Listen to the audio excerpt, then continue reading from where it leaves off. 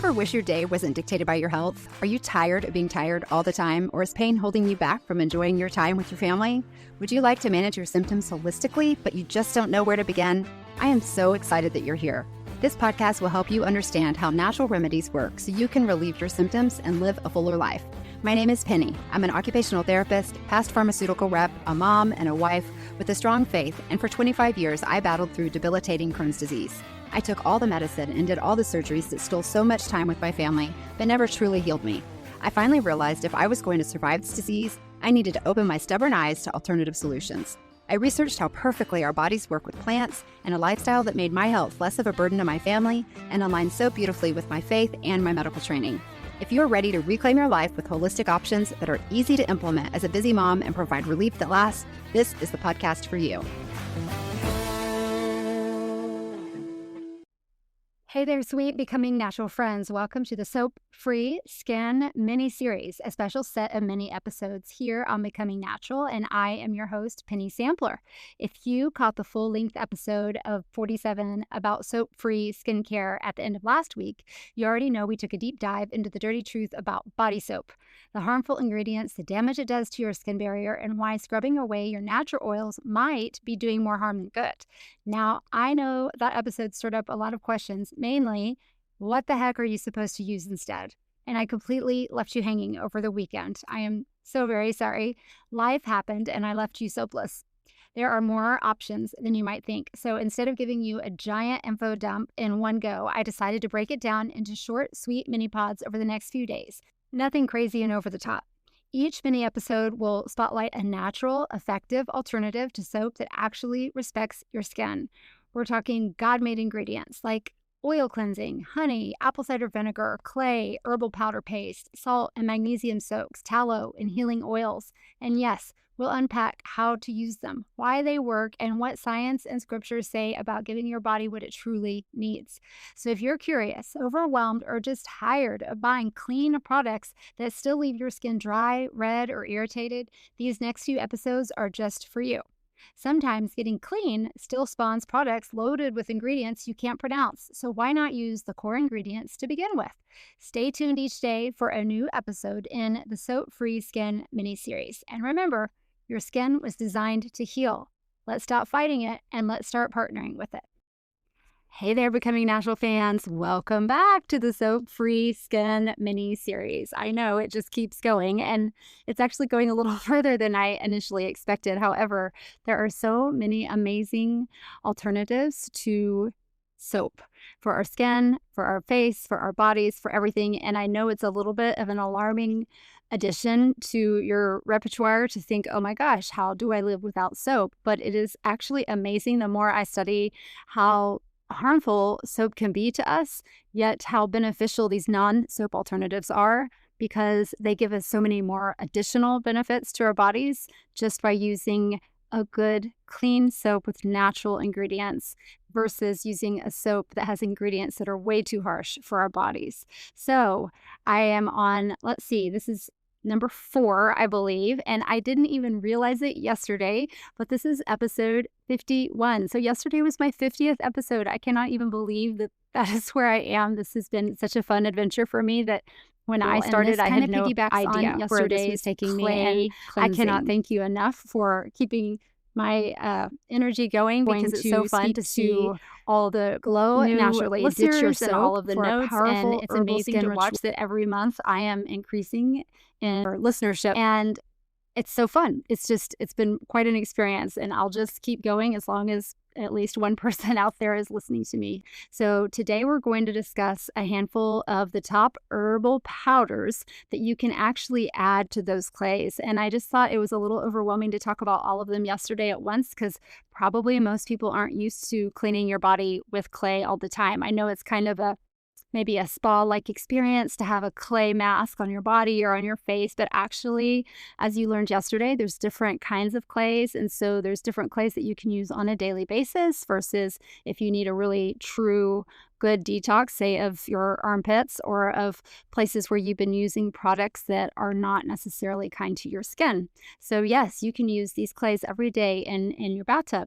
In fact, I went last night to take a bath and my clay is all gone, my bentonite clay. And what's funny is I think my husband used it all. I think he used my whole jar and I didn't even know that he was using it. So anyway, we are going to get down and dirty today. So we've slathered on oils, we've covered ourselves in honey, we've rolled in the dirt, and today is relating back to yesterday's podcast, but it is still talking about being a detoxifier, a cleanser, and nourishment for our skin.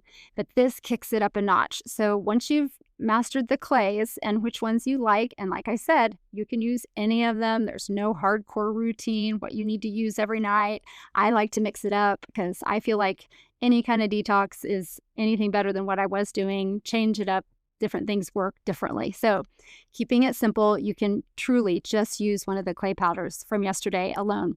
But today that we're going to discuss herbal powder pastes, and it's simply icing on the proverbial cake. So while clay cleansing is the absolute queen, today's episode introduces the king, herbal powder pastes.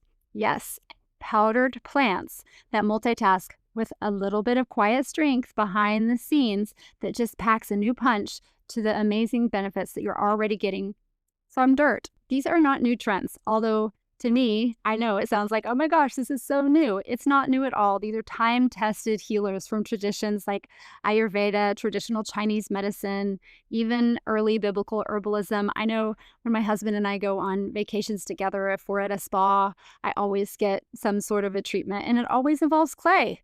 I don't know if you've ever noticed that, but it always involves clay. So today we're going to cover a few of the stars that go along with clay.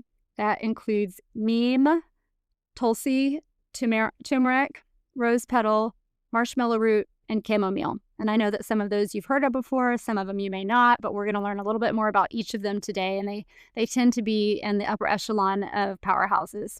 Revelation 22:2 says the leaves of the tree were for the healing of the nations. And I like to think that includes your face and your hands, your whole temple, your whole body as a temple. So let's talk about why these herbs belong in your soap-free ritual. So why herbal powders? If clay is your base for detox and oil absorption, herbal powders are the nourishment, like a serum, but in a solid form. So you just mix with a little bit of water or hydrosol. I'm not sure if you know what a hydrosol is, but if you're pulling off the essential oils, the water that comes off those essential oils that have a little bit of that essential oil still in it is called a hydrosol. So it's a very subtle water base from an essential oil. So if you mix with just a little bit of water, hydrosol, or aloe even into a paste, you apply it like a mask, and you can either wash it off or rinse it off, and this applies to your entire body, not just your face. These powders do something commercial skincare really can't do. They cleanse, they heal, they brighten, they balance, and they soften without preservatives, without perfumes, without those harsh surfactants and endocrine disrupting additives found sometimes even in your, quote, clean cleansers. And as you know, I'm a broken record. I am determined to get rid of everything in my body that is an endocrine disruptor. I'm convinced that that is why so many of us have thyroid issues. So be gone with endocrine disrupting products and ingredients. So today, our lineup of powder plant heroes. I don't expect you to remember all of these details, and I promise you at the end of this never-ending mini-series, I will find a great way to make a chart out of all of it, just so you know you cannot go wrong with any of these amazing herbs when you use them for cleaning your body. They're antibacterial, antifungal, antiviral, anti-inflammatory. They're adaptogenic, which is what we could have a whole podcast on that, but that's what they say mushrooms tend to be. But they're all the things that commercial soaps are not. And while these options are providing your entire body with added benefits, commercial soaps are giving your body potentially harmful side effects. So which would you prefer? Something that gives you more than you're asking for, or something that's hurting you more than you thought? So the first one that we're going to discuss is neem, N-E-E-M. Neem works because it's antibacterial, it's antifungal, and it's antiviral. It's used for breakouts, eczema-prone skin, scalp issues. Studies show that neem's antimicrobial effects have been confirmed in numerous studies, especially in wound healing and acne control. So what is neem and where does it come from? First question. But it comes from a neem tree. It's native to India and parts of Southeast Asia. It's known in Ayurvedic medicine as the village pharmacy because nearly every part of the tree is used for healing: the leaves, the seeds, the bark, and even the flowers. For skincare, we use the neem leaf powder, and that is made by drying it and grinding the leaves, and that becomes antibacterial and anti-inflammatory, loaded with antioxidants, and it's perfect for calming inflamed, acne-prone, or sensitive skin. You might also hear about neem oil, which is pressed from the seeds of the tree, and it has a really strong, earthy smell if you've ever smelled it, but it is incredibly effective for scalp health. I know I've seen shampoo with neem oil in it. It's becoming kind of a thing. Dandruff, nail fungus, really deep healing for dry patches. The active compound in it, I'm going to give it a shot, is azadirachtin. I'm going to spell that for you. AZADIRACHTIN. It's really, really powerful, and it's strong enough to be used in natural pest remedies, yet safe and healing when applied gently to the skin. It's one of those rare botanical gifts that defends and restores all at the same time. If you can believe it, my very first experience with neem oil was a couple years ago because I wanted to treat my juniper trees. I don't know why, but every time I plant these juniper trees in my front yard, and they're really prone to getting spider mites. So I had learned that, all the different things that we do for pesticidal or fungicidal control in our yards are bad for us. So knowing that there were poisons, I did a little bit of research and found out that neem oil prevents and treats spider mites effectively and safely. I didn't even know what neem oil was. So I went to the store, bought neem oil, got my little sprayer, and I sprayed my trees, and I kid you not, it killed the spider mites. And now I just use it every season and spray my juniper trees with the neem oil, and it prevents them from getting any sort of pesticidal issues. And juniper trees are just prone to that. So that was amazing. Had no idea that I was going to find that I could be using that on my face as well. The next herb is called tulsi. Another name for it is holy basil. It's actually kin to basil, but it's not basil. It's an antioxidant. It's anti-inflammatory. Again, adaptogenic. Its uses are for redness, irritation, dullness. Tulsi is actually considered a sacred plant in India. It's used in prayer and healing alike. So what is tulsi? It's also known as holy basil. It's sacred in India, often grown on their front porches and courtyards as a sign of protection and peace. I think we should all grow a little bit of holy basil. While related to sweet basil, tulsi is actually not used in cooking. She's definitely medicinal. Tulsi contains compounds that reduce oxidative stress. It balances your cortisol, stress, and calms inflammatory skin conditions. Can you hear all the things that we're talking about? They're all calming, anti-inflammatory, all these amazing things that if you just continue to use in layers and layers, how good it is for the inflammation in our skin. Because we all know from the very beginning that inflammation is the root cause of illness. So all these inflammatory things that we're putting on our body, amazing. Tulsi is often used for breakouts, hormonal skin flares, or dull, fatigued complexions. You can find it in powdered form for masks and paste, but you can also find it in herbal teas. So it's great for calming from within. You can heal from the inside out. So it's known for being grounding, calming, because you can drink it. You can also use it topically. You can grow it on your porch. So it thrives in the sun and the warmth. It's an amazing little herb that actually I think I'm going to try to plant. Number 3, chamomile. We've all heard of this, right? But where is it from? Why does it work? How do we use it?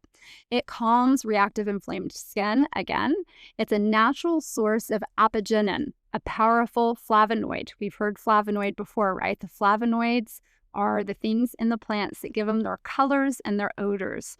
It's used for rosacea, sensitive skin, and puffiness. So science says that it has been shown to reduce cytokine activity. Remember cytokines when we talked about that before, when everything gets out of control and kind of wacky and your cytokines go crazy? It actually reduces the crazy. Don't we all need something to reduce the crazy? So the crazy in our skin is that root of the redness and the inflammation and irritation in our skin. But chamomile is actually a daisy-like flower with a powerful healing property, especially for calming the skin and the spirit. internally as well. The two main types, which I'm sure you've heard of, are German chamomile and Roman chamomile. German chamomile is typically the kind of chamomile that you see in skincare, whereas Roman chamomile is a little bit milder, and it's often found in things like baby products, sensitive skin items, things like that. German chamomile is rich in azulene, azulene, which gives it that signature blue hue and the essential oil, and it helps reduce the redness, the swelling, the irritation. You can use chamomile powder and masks. You can use chamomile tea bags. You just open them up and blend it into your face scrub. So just grab a tea bag, but make sure always, and everything we've talked about, I fail to continue to repeat this, that everything is organic and safely sourced and is not loaded with heavy metals or toxins and things like that. So remember, when you're buying these products, you want to make sure you're getting a clean product. I do my best to link the clean ones in the show notes for every episode we've had. You can also use chamomile hydrosol as a calming toner. This is a great way that they use hydrosols. They kind of make them in a little spray or spritz where you can spritz your face. And that's really, really effective. I've done that with rose hydrosol, with rose oil. And chamomile is also easy to grow in pots. Just brushing the petals with your hands releases a soft apple-like scent that somehow makes everything feel okay again. So how about that? Okay, number 4 is marshmallow root. This is one I've never used before, but it works because it's called mucilaginous, slimy in the very best of ways. It forms a protective film on the skin, helping it to stay hydrated. You use it for dry, flaky skin or compromised skin barriers. So they kind of call it the balm of Gilead from the roots. And that's a biblical context, but it's supposed to be a really, really good balm because of that sliminess about it. It's really protective. It's one of nature's most nurturing plants. When mixed with water, it becomes slippery and gel-like, forming a soft, soothing shield over dry or irritated skin. In my mind, I'm imagining it to be kind of like an aloe vera type gel. I could be wrong, but it's just that really kind of thick and slimy and good kind of gel that you want for protection. It's rich in polysaccharides, which act as a gentle barrier, holding in the moisture and protecting your skin from environmental stress as well. Traditionally, it's used to soothe coughs and sore throats. It's also just as comforting on eczema, windburn, and some sort of barrier damage on your skin. We can buy it in a powdered form from most herb suppliers. Marshmallow root can be added to any mask to instantly make it more hydrating. So think of it like a soft hug in an herbal form. So this is one that you can just add to one of those little clays that we used yesterday to try to help hydrate your skin if you need hydration. Number 5, we've all heard of it. People stand at the counter and sell it at Costco every day. Not sure that that's actually the cleanest form you can get, but turmeric. So the reason turmeric works is it brightens and evens your tone, and it is an antioxidant powerhouse. Remember, we love antioxidants because it binds with the bad things and gets them out of our body. You can use it for hyperpigmentation, so if you have brown spots, for inflammation, for dullness in your skin, but a little bit goes a really long way. You don't want to overdo it because if you've ever used turmeric before, it's really, really yellow. And if you use too much on your face, you could walk away looking, like Big Bird at some point. So try just a little bit first. But turmeric is a golden rhizome used for centuries in both culinary and healing traditions. So obviously we can ingest it. That's what a lot of people take it for inflammation in their joints. But its power actually comes from the curcumin that is inside the turmeric. It's a deeply pigmented compound, like we said, that yellow, and it reduces inflammation. It fades your dark spots and scars, acts as a strong antioxidant protecting against environmental damage, but always be careful because it is temporarily, stain your skin yellow, especially if you leave it on too long or you use it without balancing your ingredients. So if your ratio of turmeric is too heavy, compared to everything else that you're using. So just use a little bitty pinch in your mask alongside any of your soothing agents like honey. You can even use yogurt if you get, I would recommend Greek yogurt, but just plain yogurt. You can rub that on your skin as well, and it feels really good and soothing. Number 6 is rose petal powder. I don't know if you know this, but anything affiliated with rose is the most ultimate of healing. Rose is known for being super healing. It's also super expensive if you get just pure rose oil because it takes so many rose petals to get the oil out of them. So it's a powerhouse. So if you can buy something that has rose in it and not necessarily have to buy the straight pure rose essential oil, you're going to save some money.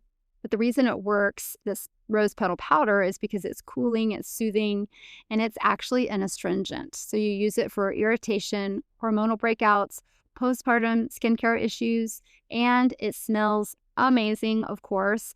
So it's just like washing your face with roses. It's a great way of getting that fragrance that we're trying to avoid because of the endocrine blockers, but this way you're getting it naturally, and there's nothing fake about it. So there's no endocrine blocking in the rose. So rose petal powder is actually made from dried ground rose petals. It's cooling, it's calming, and it's, again, very fragrant. It's rich in vitamin C, the natural tannins, and anti-inflammatory properties. It helps soothe acne-prone skin, tone large pores, and restore a sense of peace and softness to your routine. It's also very good in postpartum care for your skin. When your skin and your hormones are kind of going wild, you can use this for inflamed or tender skin. You can mix it with oats, clay, or yogurt for a gentle treatment. And it's safe enough for kids and pregnant mamas. So it's wonderful. You can use it for everybody. I know that I continue to say like all these things are good for inflamed skin or acne-prone skin.